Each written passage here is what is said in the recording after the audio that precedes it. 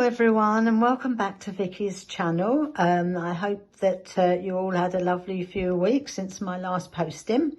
This is our latest little game for children. It's the old-fashioned fishing game. I'm sure you've all heard of it before. So I've tried to make it as bright as I can, and I've also tried to make it as cheap as I can. It costs you next to nothing, this, and I think you will all love making it. I had a whale of a time making this. If you're a crafter, it's a crafter's dream, and if you've got grandchildren, it's just delightful.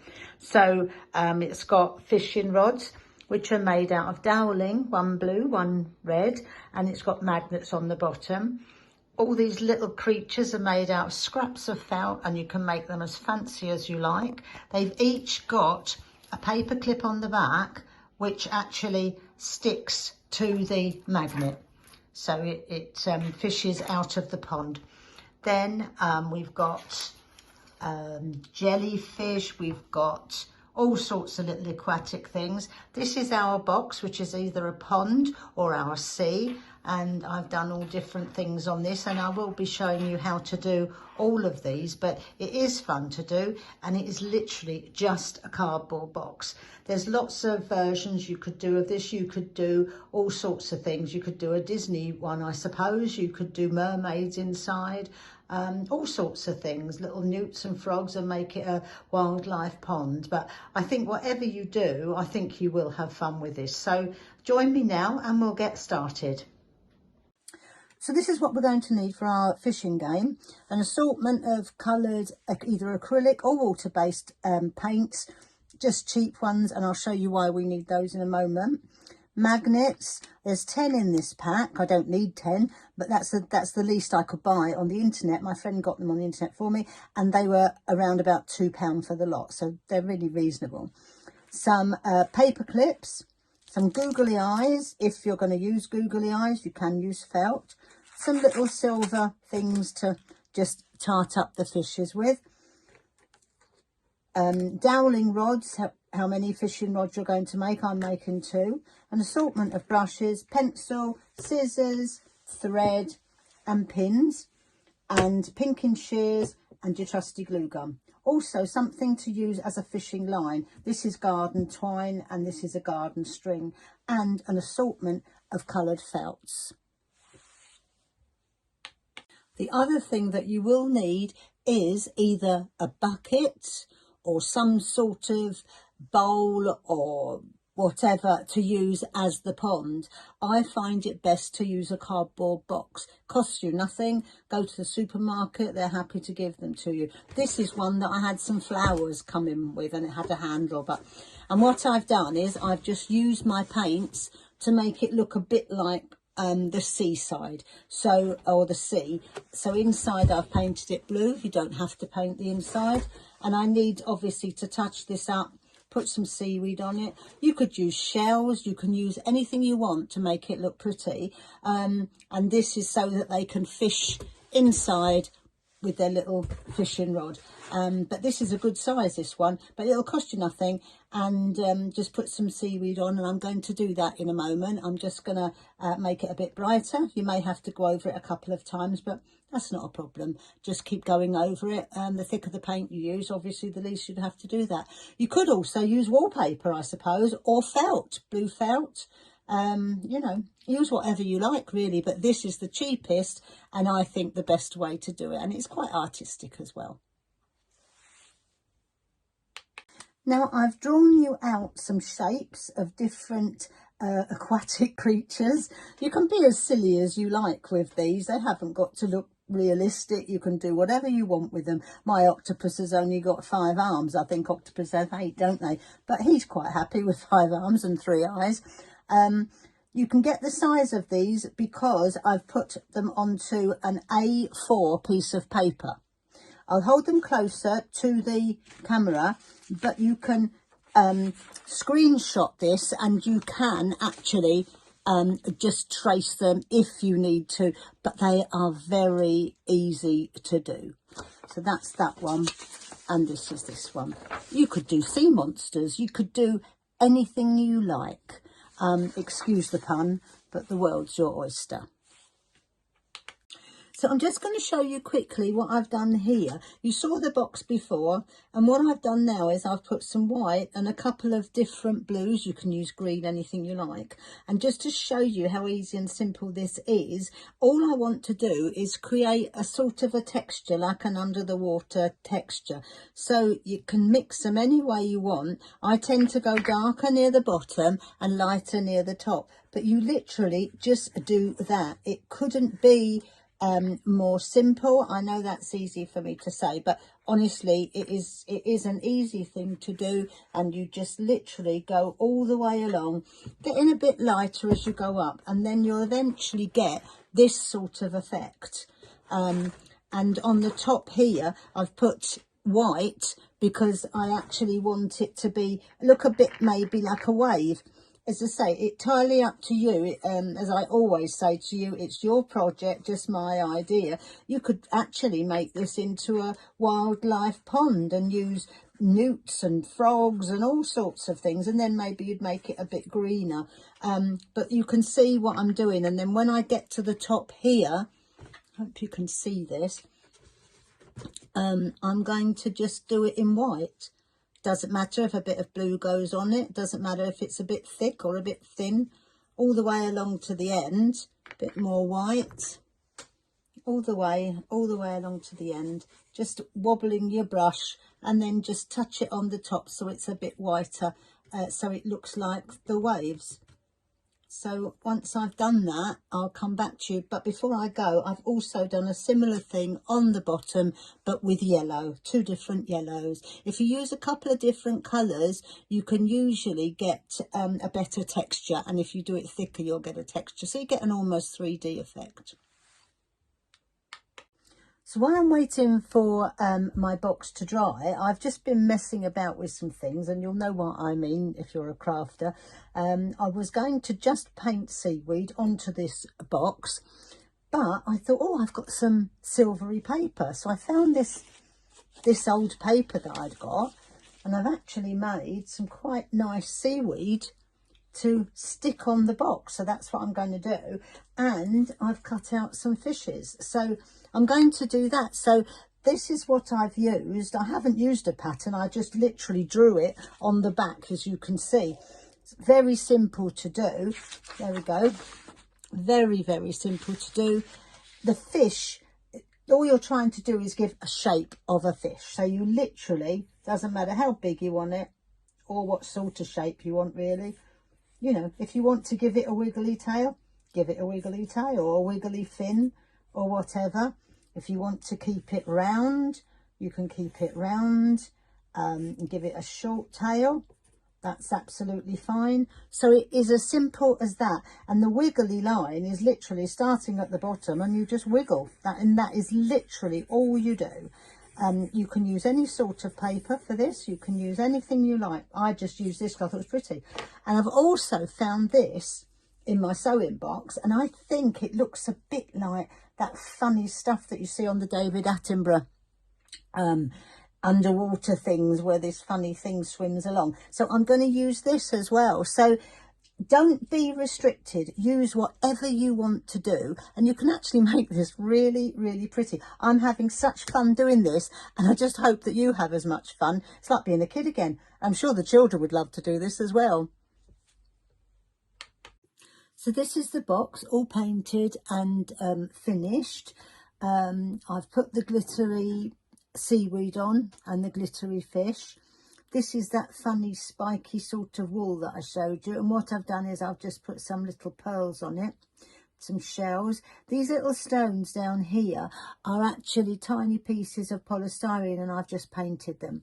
I've used felt for some of the rocks, and this is painting with the glue gun, or rather drawing with the glue gun. You literally draw with the glue like this, and then once it's dry, just paint it. But you get a 3D effect, and it's quite good.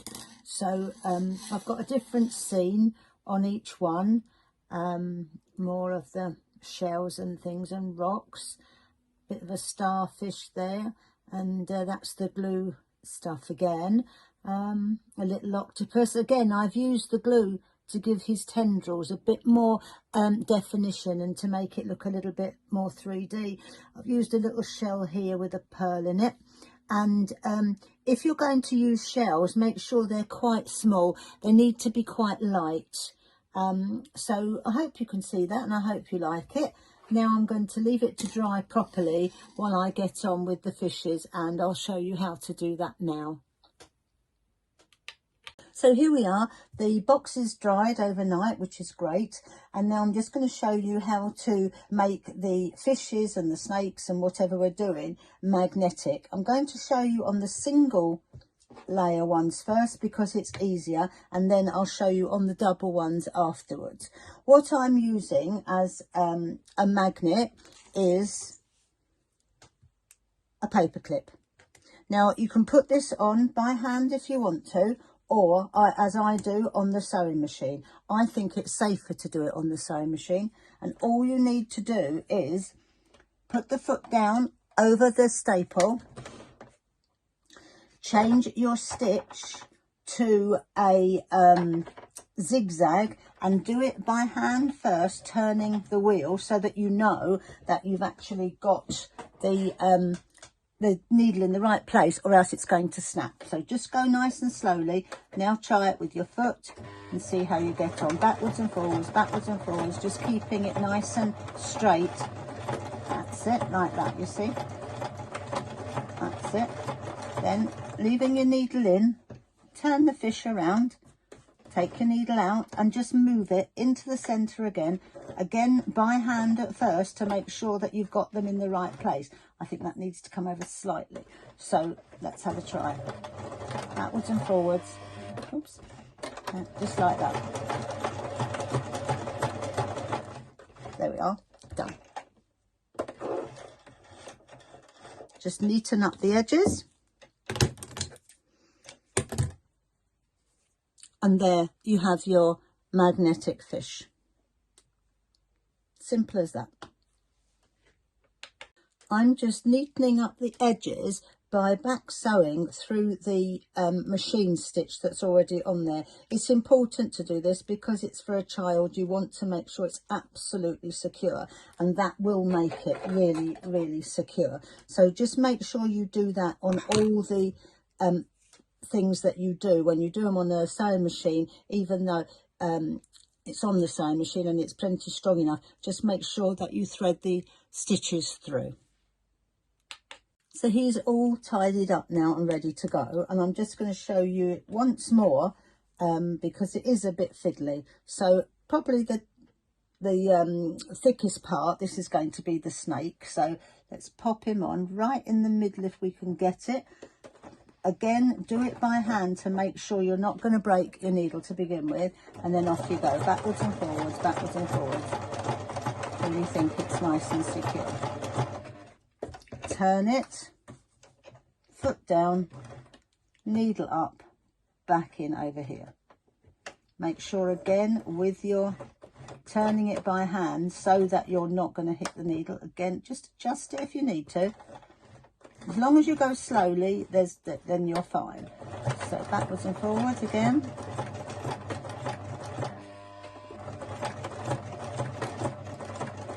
That should do it. There we are. And then that's done as well. And just neaten up those edges. A good tip as well is that if you are doing a few red like I'm doing now, do them all together. It saves you keep changing your cottons all the time. Now I'm going to show you how to do one that we would do that is a double. So that's going to be sewn on the top, the smaller star. So take him out and do your magnetic staple before you do any embellishments at all. So do it on a single one, okay? So exactly the same as we did before.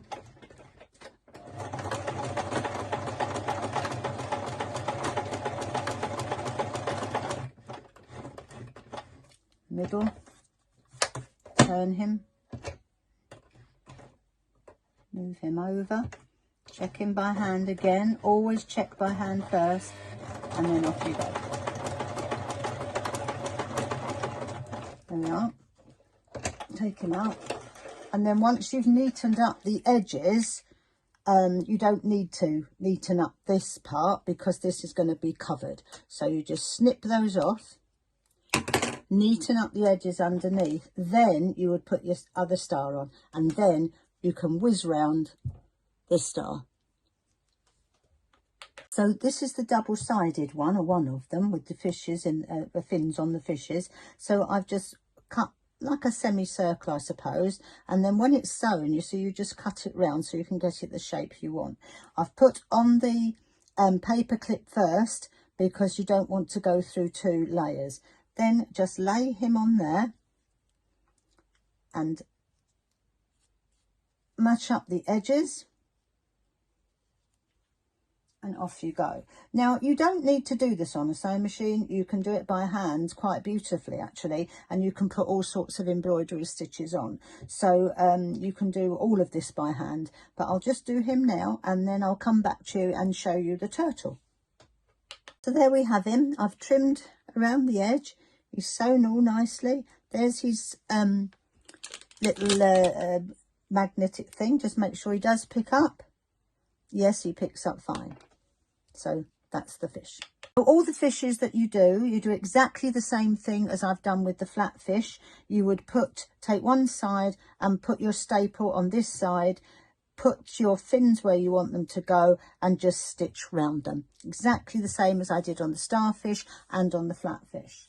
So because we're going to do the turtle now, I've just used my glue gun to put these little circles in. You can make them more elaborate. You could do them a bit more hexagonal, I suppose, if you want to. And then we have to sew that onto there. But before we do that, we need to put our paper clip on. So again, I'm going to turn him over, put the paper clip on there first, and then we'll put this one on. So I've put my paper clip on. I have neatened up my edges, by the way, and tied them in, but I've just left the strands a little bit longer there because for extra security, really, because they're going to be covered by this. So then pop him on, get him central, his little shell, and just sew all the way around him.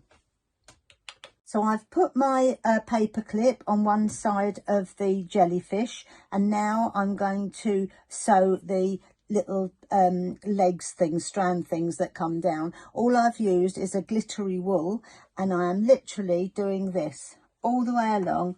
I'm just putting a bit of wool in, turning it upside down, putting it in again all the way along, and just keep sewing as you go. It hasn't got to be absolutely in straight line. You're going to cut it off anyway, so just make sure at the end you've got it all, you know, sewn in properly at the ends. Just make sure that you double stitch it on the ends like that. So make sure that's lifted up and do a double stitch like that. Then when we take it out, cut that off. We don't need that bit.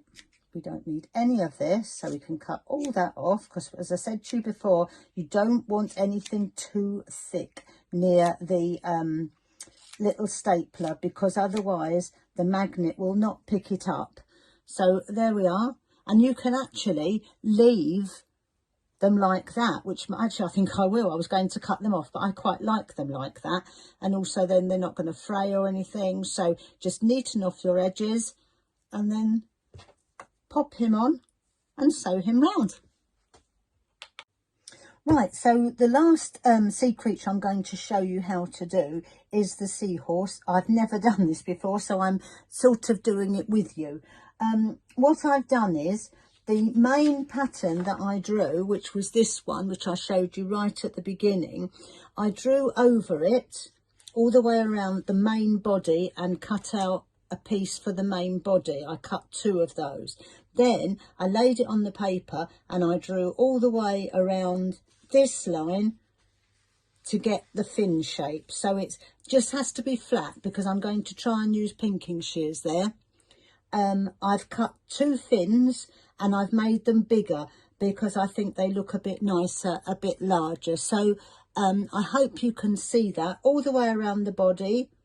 and I've just snipped it off there, then all the way around there, forgetting that it's crimped, just put a little bit on the top and so that it can go inside the body all the way around, and then cut the fins out, make them a wee bit bigger. Okay, I'm going to try that now and let's hope it works. So I've put the paper clips on the outside of one side of the seahorse. What I've actually done is, because it's quite a large item, it's one of the larger sea creatures in my tank anyway, I've used 2 paper clips to give it that bit of extra pull.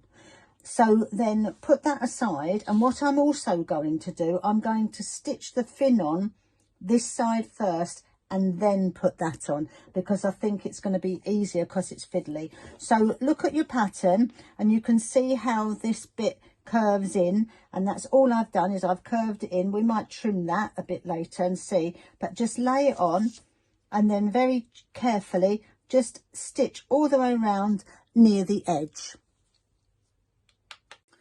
So I've sewn all the way just around the edge. I've neatened the edges, tied them off, left them a bit longer because that's going to be inside, which is what we've done before on other things.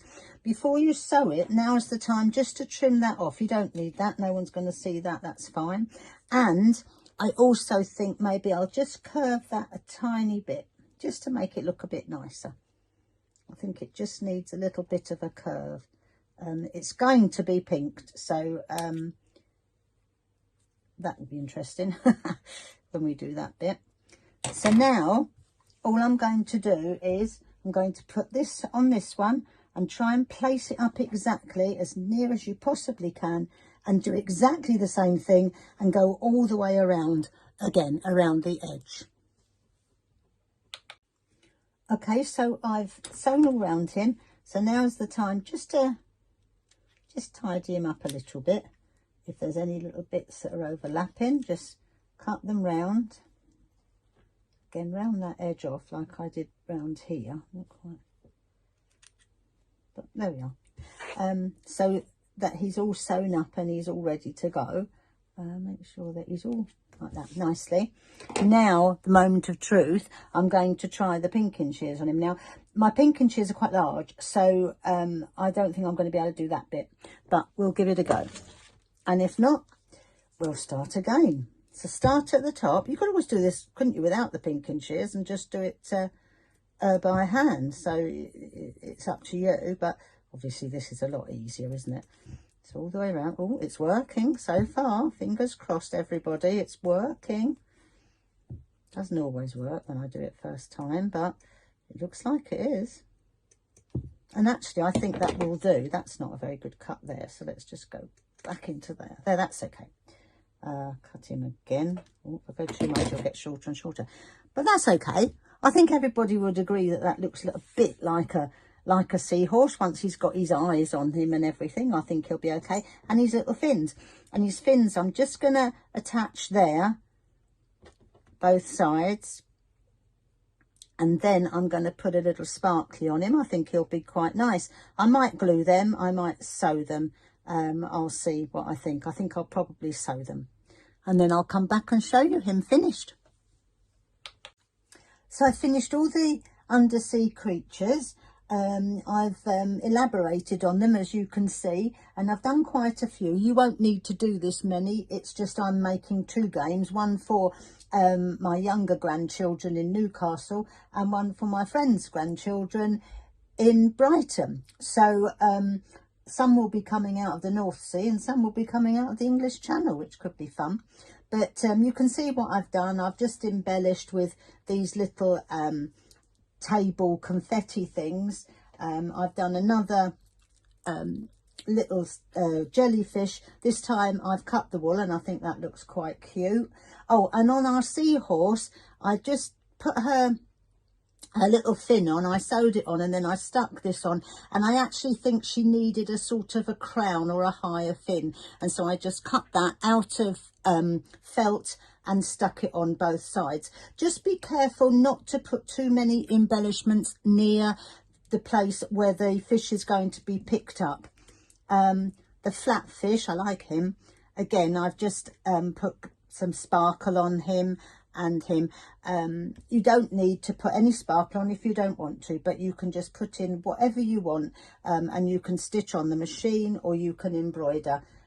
Just see what you come up with. So now let's get on and do the fishing rod. So now we'll make our fishing rods. These magnets with the hooks are absolutely ideal. A little bit of glue on the hook of the fishing rod to begin with, just to hold the string in place. And once it's in place, quickly before it dries, tie your first knot. Then tie a second knot like that, so it's nice and strong. Get your glue gun and put a little bit of glue up the side to stick it together. We don't want any horrible little ends. We want it all to look nice and tidy for them.